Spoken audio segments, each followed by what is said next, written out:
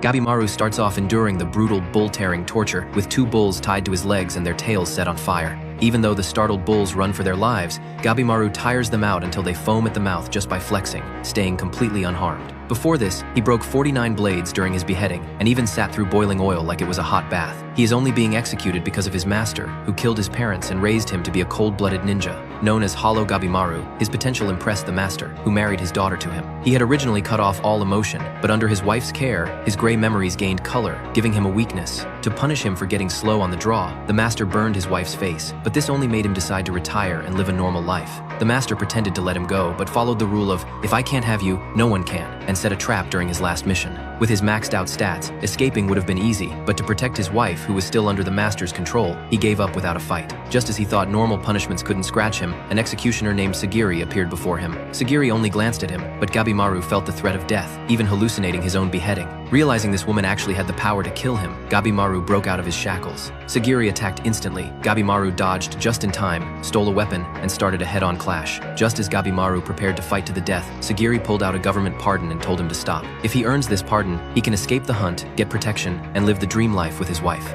In exchange, he must travel to a legendary island called Paradise and loot the elixir of life. The government sent countless people to search the zone, but none survived, and the bodies that drifted back had turned into creepy flowers. Even though it sounded dangerously like a dark fairy tale, Gabimaru decided to accept the quest for the sake of his waiting wife. The surrounding soldiers tried to stop the high-level prisoner, but Gabimaru unleashed his ultimate ability, bursting into raging flames. In an instant, all soldiers went down, and Gabimaru sat like a boss on the pile of bodies, showing his true power level. Sagiri knew she picked the right character, then took him to Edo to meet up with the other death row inmates. At this time, a corpse that had been dead for hundreds of years was still breathing, not rotting and smelling like flowers. The only survivor returned with a mutated body, with grotesque flowers bursting out from everywhere. The nobles gathered hundreds of convicts again, promising a full pardon and high status to whoever brings back the elixir. To reunite with his wife, Gabimaru swore to find the elixir, but every convict was paired with an executioner who had the right to kill. To filter out the top-tier fighters, the nobles ordered a battle royale right there, and a chaotic brawl broke out. The prisoners used every dirty trick in the book, smashing people with rocks, targeting the weak, and even gouging out eyes. A few elites stood out to the spectating nobles, including Chobe, the bandit king, and Yuzuriha, the enchanting ninja who wiped out her own clan. There was also the 8-foot-tall swordsman Iron and a weirdo eating raw bear meat, but the most eye-catching one was the motionless Gabimaru. Because he just stood there and no one dared to aggro him, the dissatisfied nobles immediately put a bounty on his head.